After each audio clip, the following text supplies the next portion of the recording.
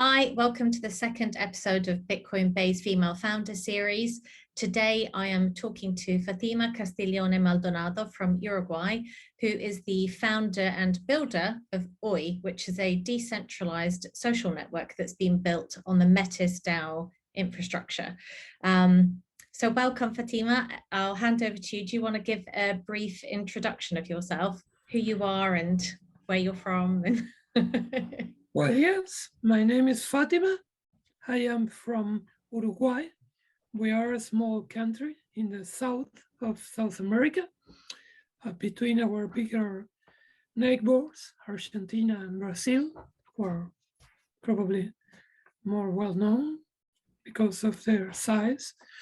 I've been a developer for most of my life, and I am now the proud founder of a new project and startup, which is blockchain-based and distributed social network.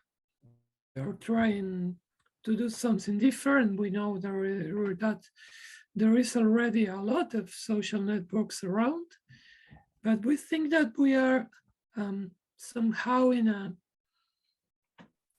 I don't want to be offensive, but it is a bit of a toxic environment, I will say. Many people have said it before, so it's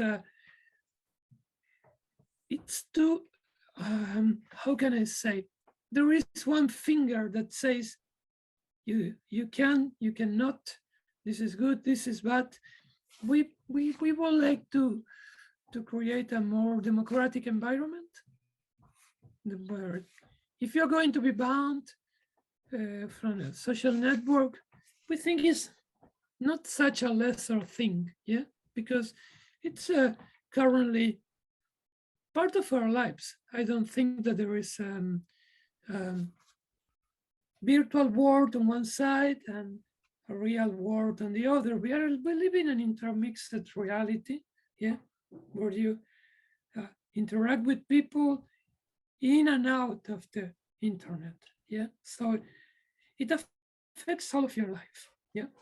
I will really like that more people may have the opportunity to have this connection to the virtual world, because they will be in a much better position to face the real world. I don't know what I will do. I don't know what I will do if I wouldn't have my virtual life, because it affects every aspect of my real life, if there is such a distinction. And so I think that the fact that you can be banned by a private authority, yeah, from a place, because it has an effect, yeah. And then we have seen stories about toxic content and toxic algorithms affecting the emotional health of young people.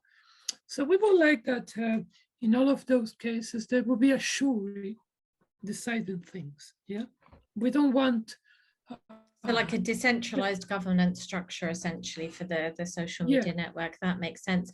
Before we dive in too much into OI, I would love to talk a little bit about your background, because your inspiration that took you into working in technology, I thought was super interesting.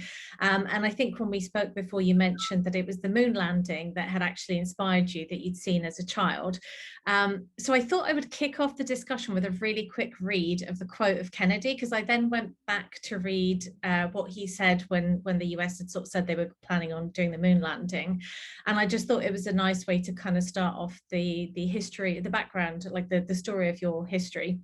So what Kennedy said was, we choose to go to the moon in this decade and do the other things, not because they are easy, but because they are hard, because that goal will serve to organize and measure the best of our energies and skills, because that challenge is one that we are willing to accept, one we are unwilling to postpone, and one which we intend to win.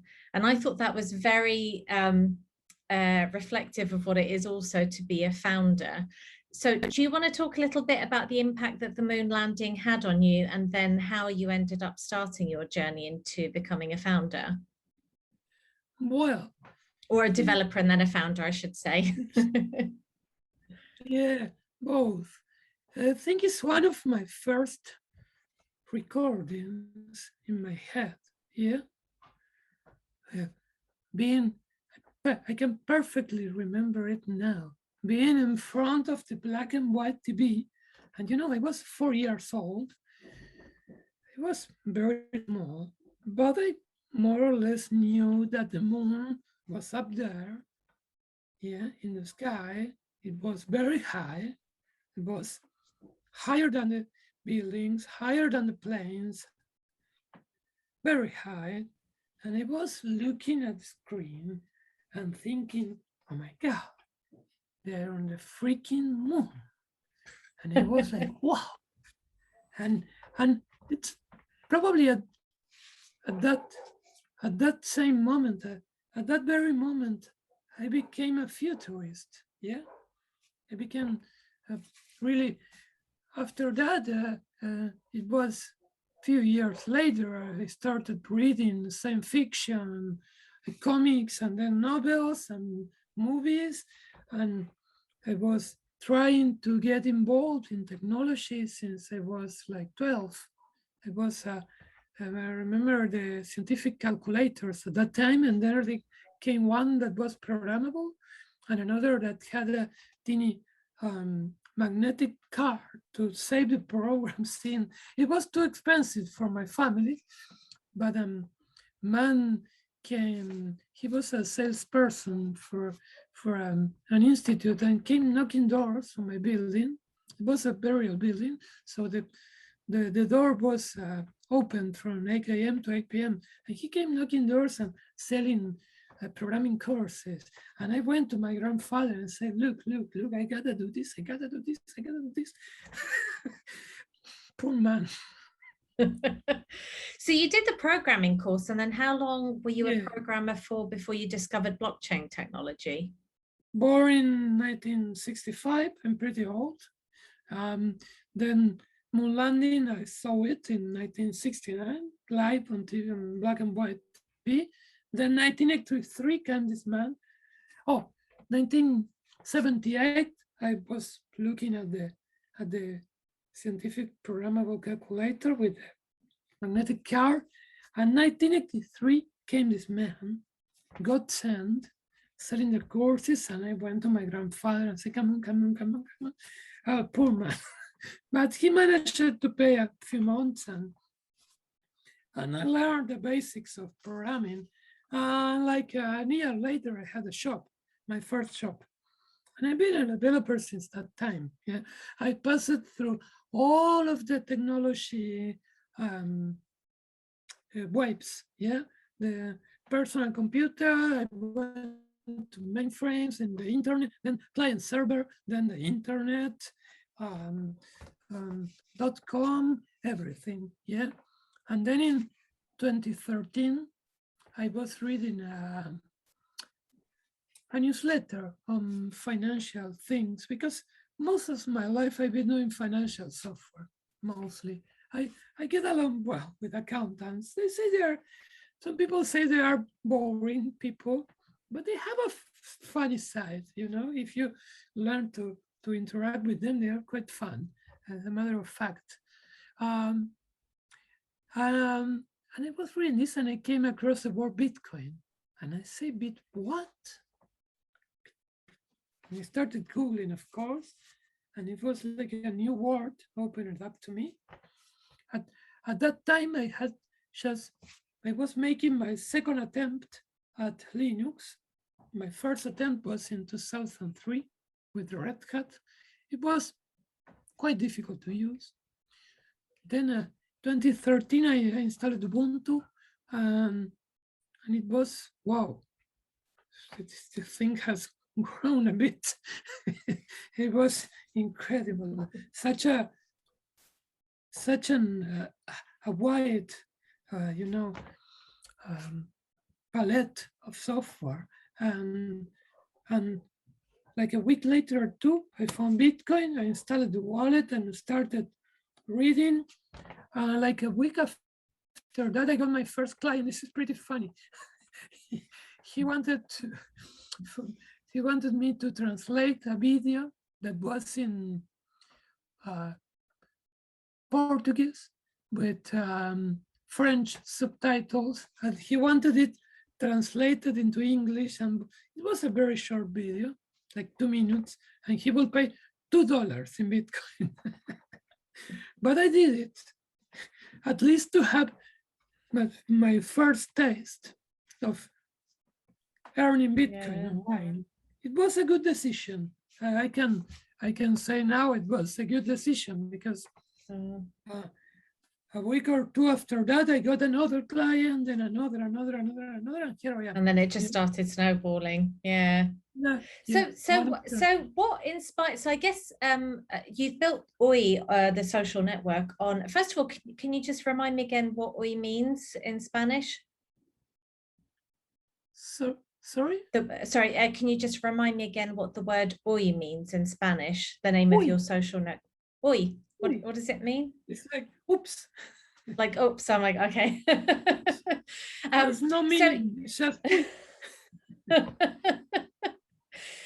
So you built OI on the Metis DAO network. How did that come about? Like, how did you get in touch with the Metis team and Elena Sinelnikova, and how did you kind of make the decision to use that infrastructure as opposed to any other kind of Web3 rails?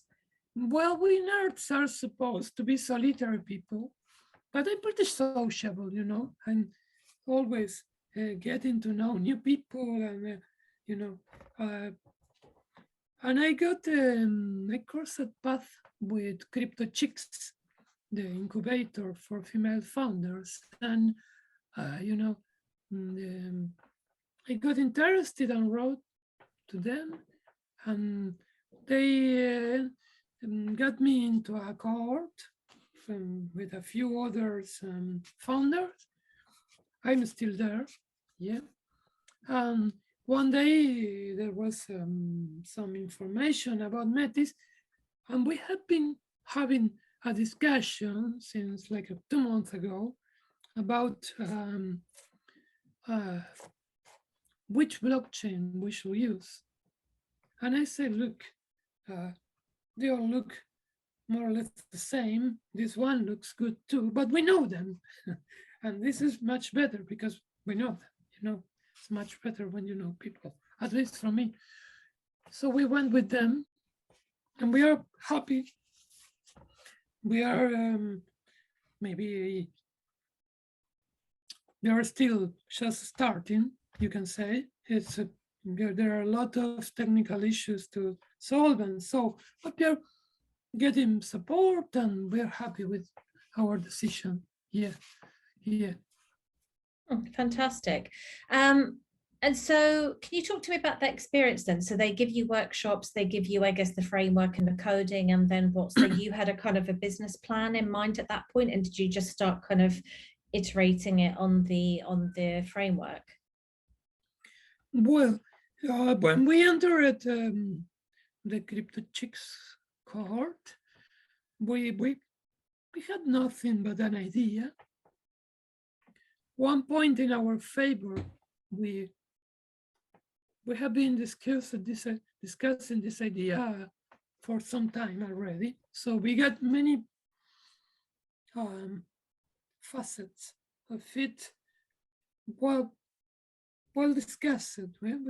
We have been thinking about it a lot, yeah, having internal discussions and saying no, but not this way, not this way, in this way, this will have these consequences, and if we do this other thing, it will have these other consequences. So it was an idea with a lot of work on it, but nothing else. And then by being in the cohort, we put some structure into it. Now we have a prototype, we have a landing page, we have a team. We are about to incorporate. It's we are in a better position, I would say, and we're in a pretty nice position to start, I will say. And amazing. Then we started this process of we are now talking with the different parts of the Metis structure. Yeah, we are having business discussion on one side because they want to see what we are going to do and what is our business plan and the things. On the other hand, our technical team is having discussions with their technical team to see if we're doing things right or what.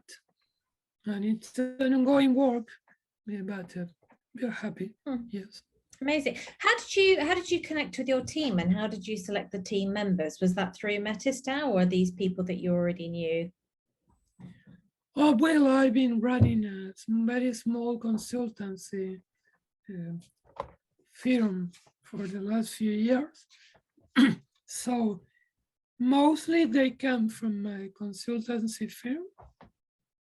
Yeah.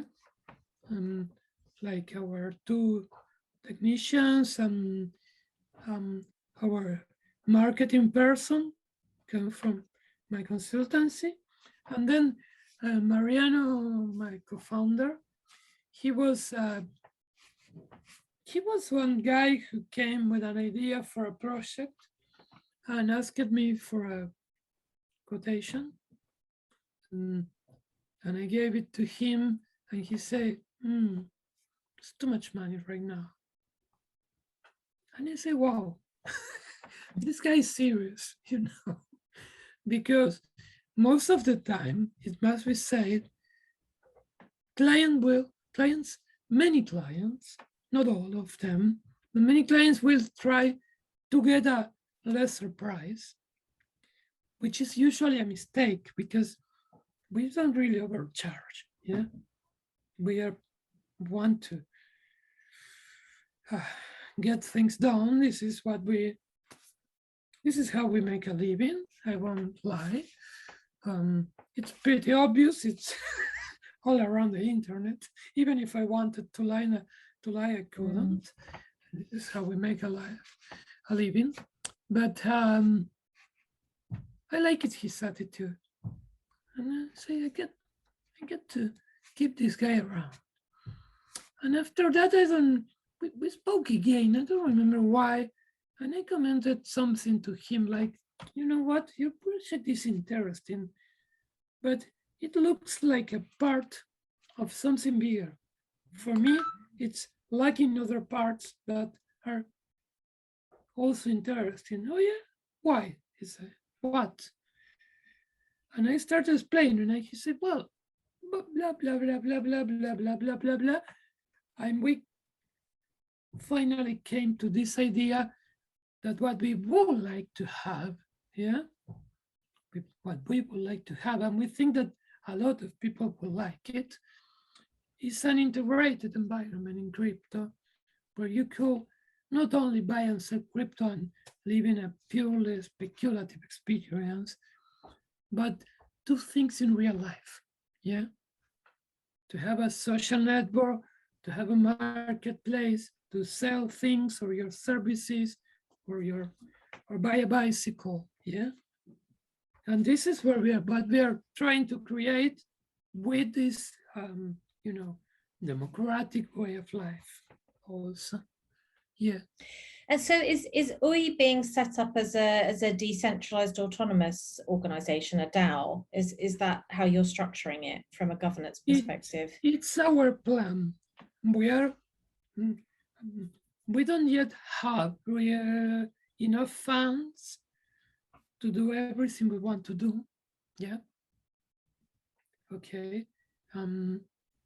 But this is not advertising, okay? But just the hard cold facts. Yeah. We had to put priorities, and we are working first on the parts that we, from our point of view, consider to be a priority. Yeah. So we started building the social network. Yeah, because we think that's the basis for everything else. But yes, our plan is to have some sort of a DAO to provide some transparency in governance. Yeah, because you know what? I once read a book, it was a very interesting book called Society of Strangers. Yeah, and it was centered in the concept that in the old times, people lived in small towns and you knew everybody else. Yeah. Yes, very Nobody, true. yeah, nobody could be too freaky or too dishonest. Yeah. Or because it was a small group of people. Yeah. But starting in some point in the 1920s, especially 20th century, we have seen, we have been watching an unprecedented explosion, yeah, in demographics, yeah, and not only more people, but people moving around because of having a new shop and you move to a new town, or you meet someone. Well, first because I mean, you know, in a magazine there would be a singles page, yeah, and someone will put an ad and someone will write, and you end up getting in love with a person who lives 2,000 kilometers away. Someone had to move, yeah, someone had to move, or both, yeah, and today it happens all the time on the internet. So we ended up living in a society of strangers, and that changed all the rules, because living between strangers, you cannot trust people anymore, and you start trusting the institutions. We were trusting people in small towns. Then in big societies, we moved our trust to the institutions. But then, yeah, power corrupts, and absolute power corrupts absolutely. And even in democracy, it's a lot of power and it's a lot of corruption. So we are not trusting anymore. So what can we do? And what we can do is to have transparency. And blockchain, it's about transparency, having a digital system that can show you how things happen. Yeah. I see. So the ultimate aim for OI really is, because every participant on that social network is a stakeholder essentially in the DAO, then they can vote on how it functions and have a stake in how that's run. Yeah, they can have a strong say and some voting power. Yeah. Yeah. That's really interesting. It's interesting because there's quite a few different initiatives to build out sort of social networks that are blockchain based. Can you talk a little bit about how, how OI works today, and I guess where you are on the roadmap? So if I were to create an account on OI today, what would be my user experience? Today, you will see that it's a bit like, for example, Instagram or something, yeah. But we are not manipulating it, yeah. What you see is what's happening on the network. It's still a bit small, yeah. We are passing from alpha testing to beta testing right now. So if you want to be a beta tester, you're very welcome. We are not manipulating it. There are no algorithms yet. What people publish is what you see. And everything that is happening, it's recorded on a blockchain. Yeah. All the postings, the comments, and the likes and dislikes. Yeah. It's everything there. Yeah.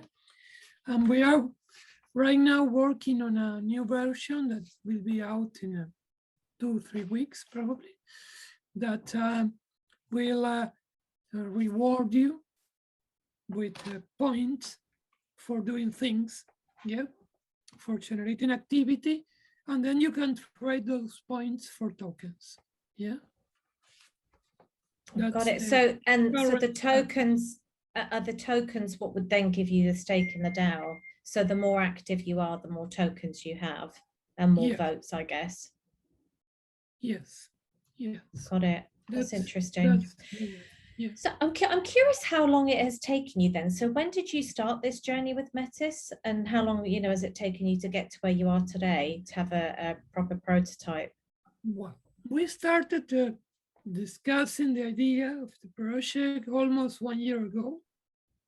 Then we started working on the prototype and the real things, like 6 months ago. And we started working with Metis like 2 months ago. We are right now in the process of migrating from a test network to Metis. Yeah, it's not complete yet. It will probably be finished maybe in this version, maybe in the next one, because it has some technical work. Interesting. And so, but there aren't that many women in this space, as you well know, and you obviously have a bit of an advantage, I think, coming into the blockchain space, having a history as a developer, because I think that conceptually has probably helped you quite a lot. But what advice would you have for any women that maybe want to start building in this space?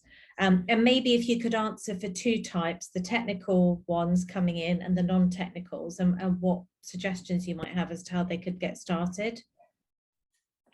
I will say that if you are going to enter the future, which is happening right now, they're already into it. The future is not in the future anymore, it's our present. And I will say that you do enter, and I will say that this is as good a field as any other, If you're going to enter, this is quite better than traditional IT, information technology. It's as good or a bit better than any other science or technology field, because it's a how can I say, it's dominated by new people, So we are all freakies here. No, there's no big corporate thing going on, mostly. Not yet. Not yet. They're trying. They're trying, but it goes very fast, and they are a bit trying to catch up, but it's not so easy. So it's a lot of new people, so things are being done, it's not structured yet. So so what would you recommend as what would you recommend from a practical standpoint then? Say I come to you and I say, hey, I've got this business idea, I'd like to build it. Would you suggest maybe joining something like Crypto Chicks to build a community? Look, I will say you should do two things in parallel. One is to learn. I do it every day. Many people consider me an expert because I've been in it for 8 years. I have a technical side. I've been building software in it. I wrote a book, blah, blah, blah. So I probably know a bit. But even so, I read the news every day, and I read at least one article per week, to keep up to date or a bit more, so do that. That's today, I think that's valid advice for every field, but even more for this field. So read, watch. If you don't like to read, watch videos in YouTube. There are a lot of knowledgeable people explaining how things work, so do it, Try to understand the basic technical thing that is happening, how the blockchain works, even if you are non-technical, then if you want to become a technical person, do it. You got to study a bit more and practice. Overall practice, yeah. They call it hacking because it's like hacking a tree, yeah. You hack, hack, hack, hack, hack until you bring it down. I don't like bringing trees down unless it's the only way to go ahead. I get your analogy there. Or the other route then would be to join presumably some kind of a group or network, right? Yeah. Do network, yeah. Do network online and go to events if there are any in your area, or go to online events, yeah. So learn and connect, yeah, and practice. If you want to build something and you are not a technical person, there are a lot of people that would like to become technical founders, and they may not have your creativity. They know how to write the code, but they may not have your ideas. So don't underestimate your ideas, yeah, because everybody else will, yeah, at least at the beginning. So you don't, yeah, be the exception and say, look, I got an idea. Even if it goes bad, yeah, it's okay. You need to, you probably don't learn to drive a car until you have crashed at one time, yeah, at least. Even if it's a small crash, yeah, just a touch, yeah, and then you say, oh, this is the way. So do fail, yeah, won't fail. It's very important. Then take a week, yeah, to rest, start again, fail again, yeah. You don't, most people doesn't know how many times founders fail. Yeah? That's so true. I have a question for you as well, Fatima. Like, if you had to go back in time to when you started this project, is there anything that you would do differently, knowing what you know now about the process? Well, this project, it's too fresh. It looks okay. It looks okay. All of the others, mostly everything, but this one is too fresh, yeah. Maybe you can critique it in a couple of years' time when you're further down the road. Yeah. Please come back, and I will chop myself to pieces. Right now, so just to wrap up, I was going to say as well, could you, I guess, direct people to where they can find your app and where they can download it? So that would be the first thing. Is it available on a phone, or is it just browser? Just phone. Just phone. But it's not yet on Google Play Store because it's also beta. You can download it from our page, which is uysocial.live. Yeah. uysocial.live. Okay. Yeah. It's you will have to download it and install it manually. It's very easy. Trust me, it has no malware, no hacking things. We build it ourselves. It's clean. Yeah. We use all Linux and Mac and Apple machines, no Windows, sorry, because it's too easily hackable. Yeah. So it's clean. It won't damage your phone. You may like it or not, but it won't damage your phone. It's clean. Yeah. You can use it. Is the community, so I guess a couple of questions on that. Do you need to connect up a MetaMask wallet in order to use the app to begin with, or how does that? No, okay. Nothing. Just install it and use it. It's very okay, that's easy. good to know. And what's the kind of makeup of the community currently? Is it predominantly Spanish speaking, or do you have English speakers out there as well? Like, what's the kind of both, demographic? You do. We had both. I've been all of my life working with the English speaking community, so I think that naturally we are bilingual. Yeah. The app comes in English and Spanish, and it's pretty easy to use. You don't even need text to use it. It's just put a picture, like, dislike, comment. Yeah. That's fantastic. And so do you sort of see Fatima on your roadmap once it's turned into a DAO and perhaps the infrastructure is self-sustaining, shall we say? Do you think at that point you might step away and move on to another project and just let the thing take on a life of its own? Is that the ultimate goal? Oh, who wouldn't like it? Yeah, we plan to enhance the social network, to finish the marketplace, which is, we have been doing some work on it, but it's not ready yet for general use. And yes, we plan to add a DAO and streaming capabilities. Yeah, yeah. So yes. Okay, fantastic. Yes, yes. Well, thank you very much. Just one last thing, could you point people towards the websites for Crypto Chicks and Metis? So if they're interested in joining that community and perhaps building on the Metis DAO, could you give the websites? Oh, yeah.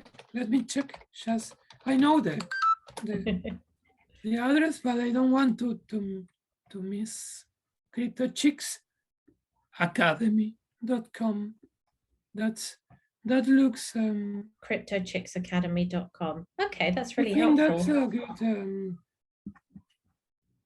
That's a good starting point. Yeah. And for Metis, the best starting point is metis.io. Perfect. That's it. Those are the right links to follow. Yeah. Okay, fantastic.